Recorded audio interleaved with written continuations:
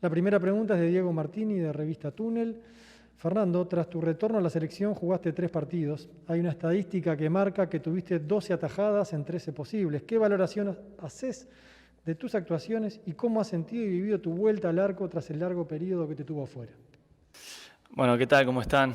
La verdad que muy bien, me siento muy contento de estar otra vez en la selección. Pasó mucho tiempo donde viví temas personales muy difíciles y creo que el regreso fue muy enfocado, ya sea para Galatasaray como para la selección.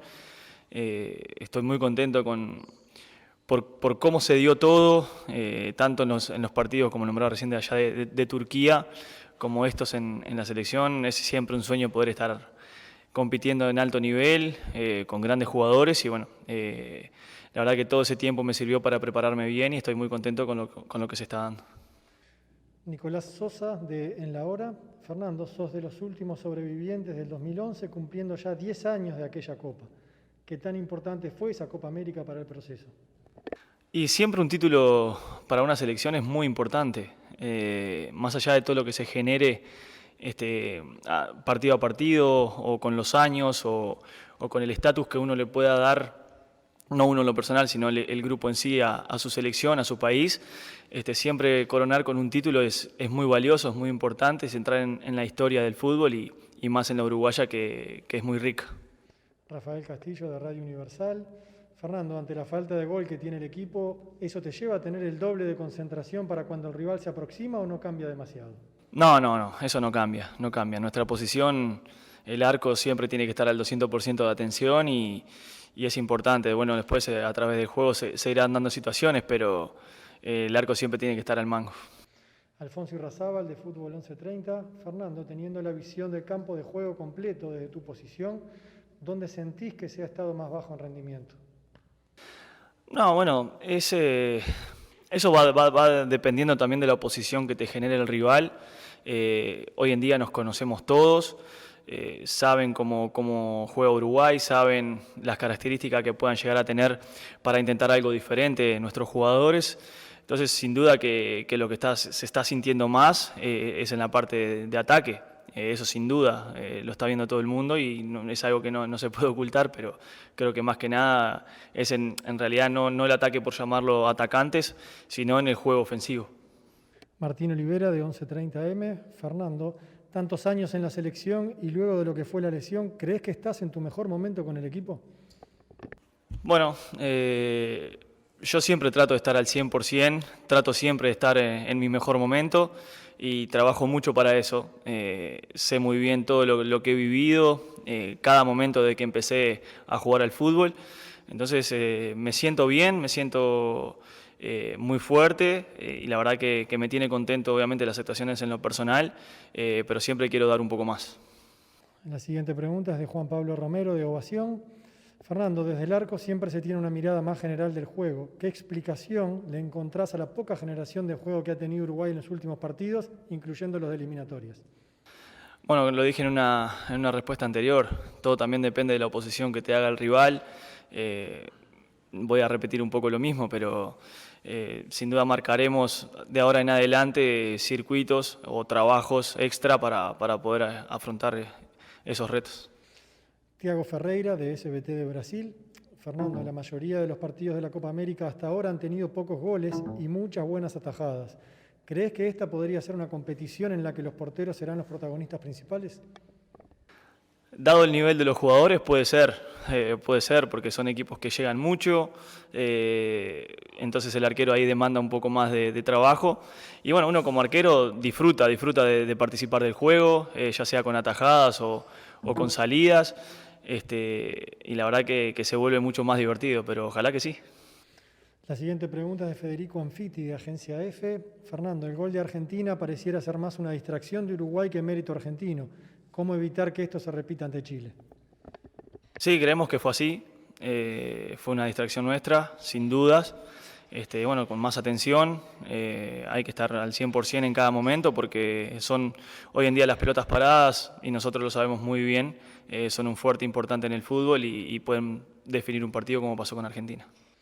Valentina Rossi, de Salimo.ui. Fernando, la selección está atravesando un momento de déficit de goles, una secuencia de empates y derrotas. ¿Los referentes del equipo plantean formatos de juego u otras alternativas al cuerpo técnico o qué proponen para revertir esta situación? No. Esos son, no es algo que se hace. Nosotros sabemos muy bien lo que estamos haciendo, se trabaja muchísimo para salir adelante y sin duda que a partir de todos los errores que se vean dentro del campo se empiezan a corregir en cada entrenamiento y es lo que estamos haciendo nosotros. Glaucio Guterres, de Redes Joven de Brasil. Fernando, ¿qué aprendizaje se sacó de la derrota ante Argentina en el debut para que Uruguay no lo repita ante Chile y pueda ganar su primer partido en la Copa? Y bueno, los aprendizajes son siempre, como decía un poco en las preguntas anteriores, la atención en esos detalles de pelota parada y en el saber que hicimos un segundo tiempo muy bueno, aunque si bien no generamos tanto peligro, tuvimos bastante control del partido y creo que a través de eso hay que ir llevándolo adelante para lograr los objetivos. Y la última pregunta es de Federico Cabrera, de Cardinal TV. Fernando, ¿cómo llegan físicamente al partido teniendo en cuenta que la selección jugó hace solo 2 días y aquí el clima es un poco más pesado? No, bien. Estuvimos hablando con los compañeros. Por suerte tenemos métodos para recuperar y bueno, estamos en una competencia muy linda, estamos defendiendo a la selección, así que el cansancio no es excusa. La primera pregunta es de Rafael Castillo, de Radio Universal.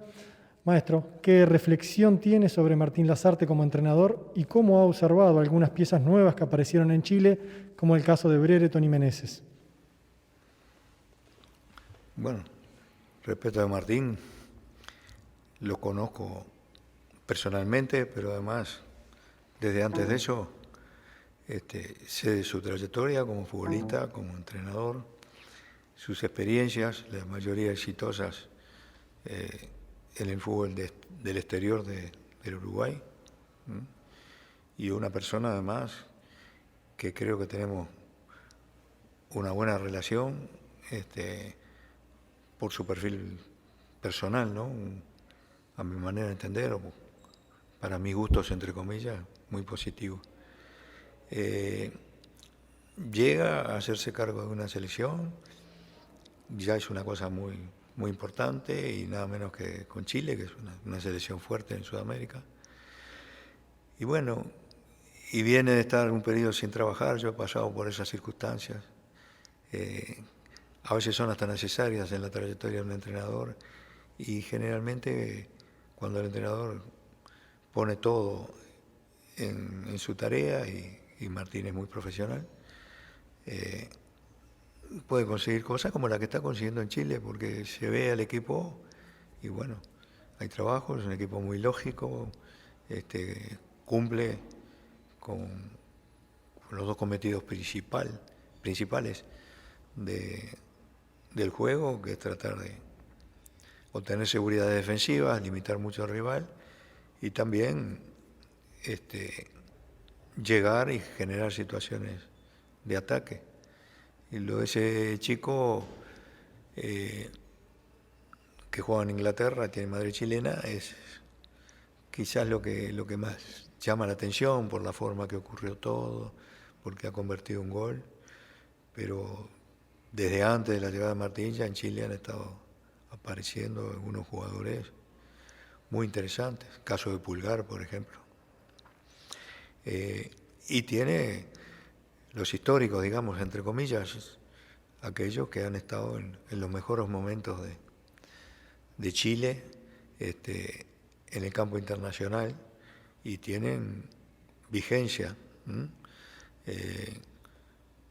Alcanzamos un equipo, o mejor dicho, enfrentamos un equipo que está muy cerca de su clasificación para la otra fase y eso le da mayor relevancia a este partido porque es el partido que nosotros tenemos que lograr las mejorías que necesitamos para conseguir puntos. Gabriel Regueira, de Radio Carve y 1010 AM. La estadística de los últimos 3 partidos, incluyendo eliminatorias, muestra que hemos tenido la pelota más que los rivales. ¿Cómo se explica que esa posesión del balón no se traduzca en la generación de jugadas de peligro? ¿Cuáles son los circuitos que no están funcionando? La posesión de pelota no tiene un valor en sí mismo, es un dato del partido. Sirve si además de una salida prolija, en base al juego corto,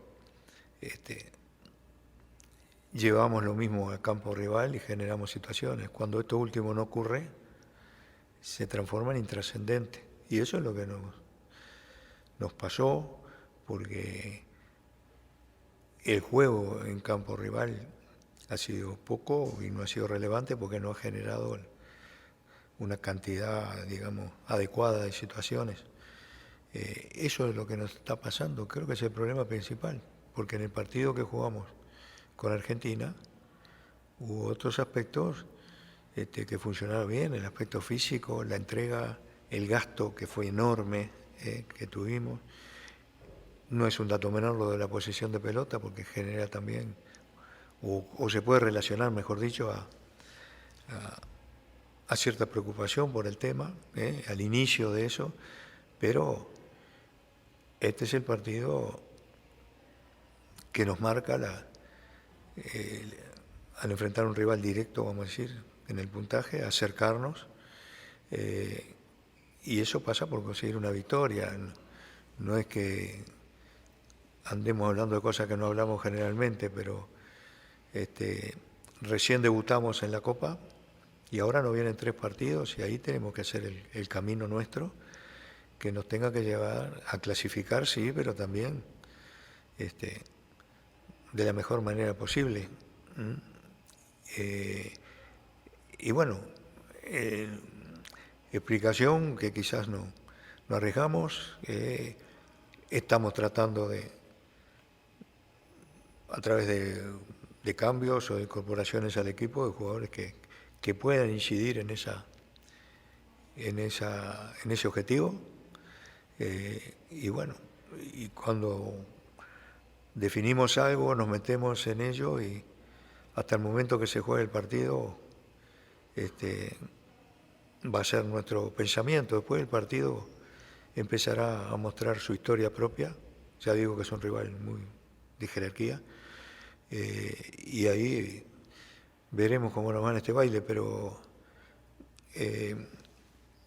desde el punto de vista, ya digo, de otras cosas que hay que poner, y además la preocupación por todo esto que está pasando, pero que no altera, vamos a decir, la unión, las ilusiones, digamos, la actitud con que se va a salir al campo, todo eso va a estar como siempre. Quizás lo único que tenemos que mejorar, vaya, si es importante, es el juego. Alfonso Irrazábal, de Fútbol 1130. La recuperación en cuanto al juego y la intensidad, ¿la busca en el cambio de nombres o en el cambio de actitud de los futbolistas? En el cambio de actitud no, porque no tengo queja en ese sentido.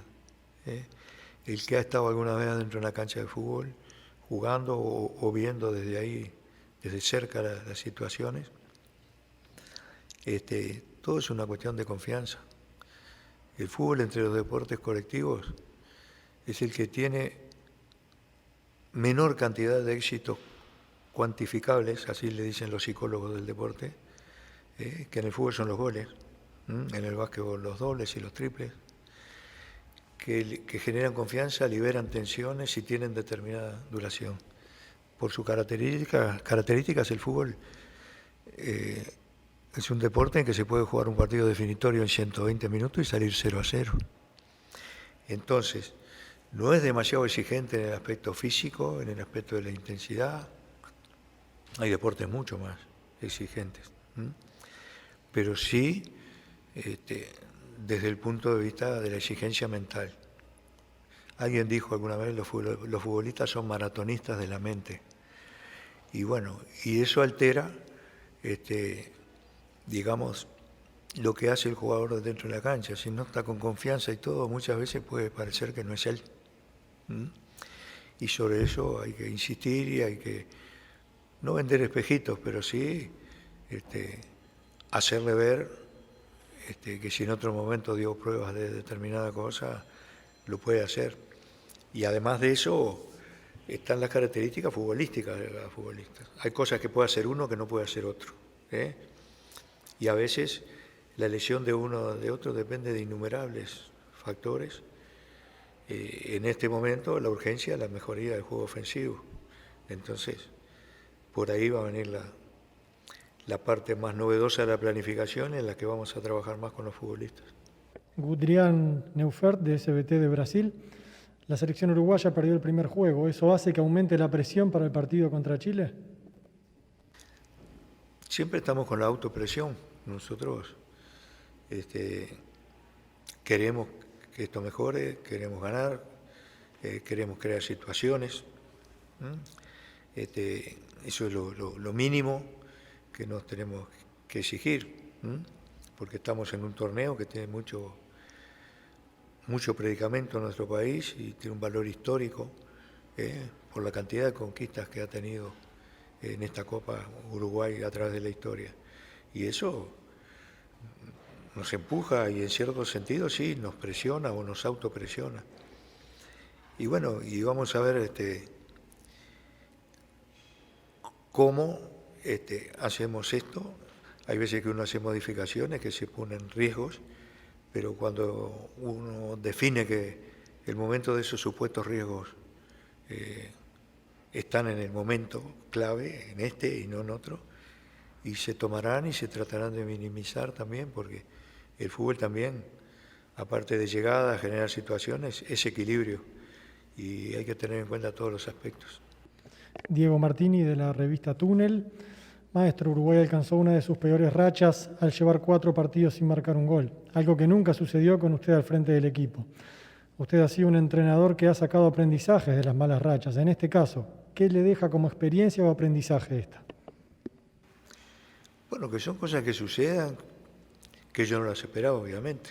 Me ha sorprendido esta realidad, de que no hemos podido, vamos a decir, cambiarla. Si me hubieran dicho a mí en algún momento que después de ganar la selección de Uruguay en Barranquilla por primera vez en la historia, por goleada, en todos los partidos que vinieron no hicimos ningún gol. Esa es la realidad. Y tampoco las ocasiones fueran muchas como para vincularla a mala suerte o errores o grandes actuaciones de las defensas rivales o los arqueros. No.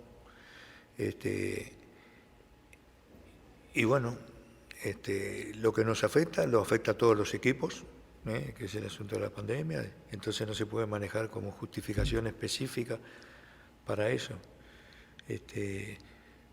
Sí, en una aplicación nuestra que dependíamos tanto del contacto con los jugadores en la fecha FIFA, y bueno, eso desapareció, la actividad de juveniles desapareció, o sea, nos enfrentamos a trabajar con más urgencias para los partidos y las cosas no nos salieron bien en términos generales en cuanto a resultados. Y bueno, y de eso se trata una eliminatoria y una Copa Continental. Maestro, quedan 3 preguntas más. Federico Anfiti, de Agencia F. Maestro, pese a tener a sus 2 principales goleadores y hacer cambios que apostaron por la ofensiva, no se generaron opciones claras de gol. ¿Qué le está faltando al equipo para concretar situaciones de peligro? Generar las situaciones. Nos referíamos a eso cuando hablamos de la posición de la pelota, que sacaron datos de que fue mayor que la de Argentina. En el Mundial de Sudáfrica todos los equipos tenían más posesión que nosotros y llegamos a ganar partidos y llegar a semifinales del torneo. Entonces, y además hicimos una cantidad de goles que es un poco inédita en la historia, por lo menos en la historia reciente de los campeonatos mundiales para nosotros.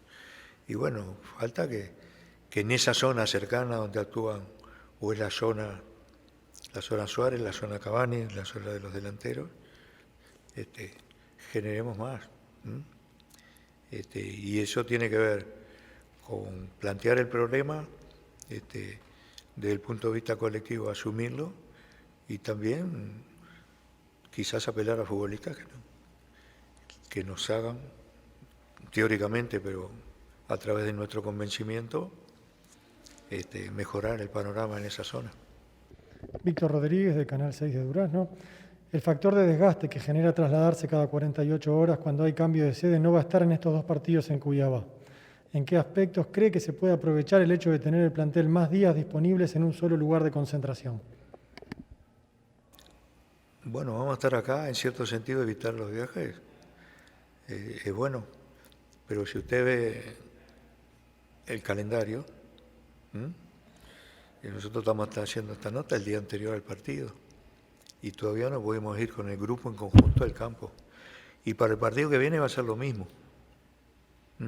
Recién cuando venga el partido con Paraguay tendremos un día más de descanso que lo que tenemos para estos dos que se jugarán en Cuiabá.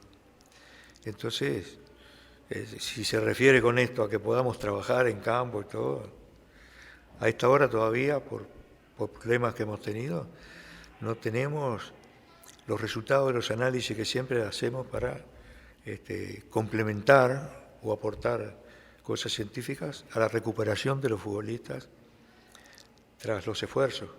El esfuerzo lo vimos, pero además la distancia que recorrieron y todo generan el descenso que en el partido se produjo de la intensidad, ya nos daban datos, pero esos datos todavía no los tenemos hasta después que termine el entrenamiento de hoy y al otro día es el partido. Entonces, no sé, iba a decir, por qué algunos partidos se juegan cada 3 días, unos 4, y a algunos les ha tocado 5.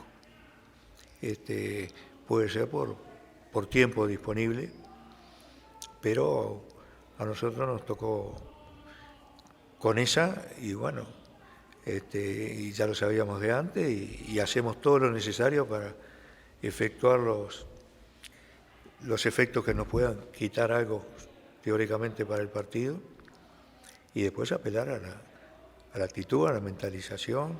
Tiene que ser parte de la experiencia de un jugador cuando la recuperación no es total, igual estar. Y durante el partido apelar a los que están esperando, ¿no? Porque si se evidencian los problemas en este aspecto. Y la última pregunta, maestro, ¿cómo evalúa la inserción en el plantel de Brian Ocampo? ¿Qué cosas le aporta al plantel? Bueno, no me gusta hablar mucho de individualidades, pues son 23 jugadores y yo tendría que hablar de todo.